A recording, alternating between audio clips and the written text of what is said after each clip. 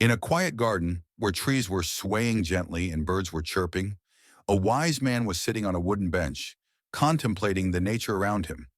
A young man, looking sad and tired, walked up to the wise man and said, "Hello, sir. Can I sit here?" The wise man smiled and replied, "Of course, my son. Sit down. This garden is for rest and contemplation."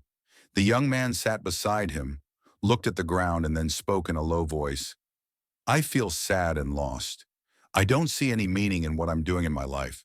The wise man calmly replied, "Life is sometimes complicated, but everything has a meaning."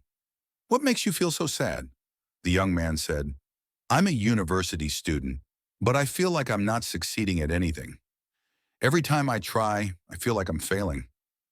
The wise man shook his head and said, "Failure is part of success, just as darkness is part of light." "Do you know the story of the dark cloud?" The young man asked. "No, I haven't heard of it." The sage began to narrate. There was a dark cloud roaming the sky, and it felt sad because it was not like the sun or the moon. But one day when it started to rain, it realized that it was giving life to the earth. Failure can sometimes be a way to make a change. The young man pondered the sage's words, then said, "But I don't feel like I can make any change." The sage smiled gently. "Every change starts with a small step. Try to focus on what you can do rather than what you can't." "What do you like to do?" The young man thought for a while. "I like drawing, but I haven't drawn in a while."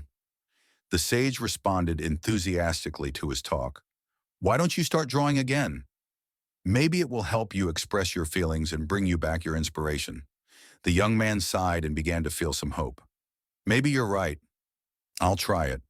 The sage smiled and said, "Remember, there is no failure, only lessons. The most important thing is to keep trying." The young man thanked the sage. "You've helped me a lot." The sage replied tenderly, "Whenever you find yourself in the dark, remember that there is always light. You just have to look for it."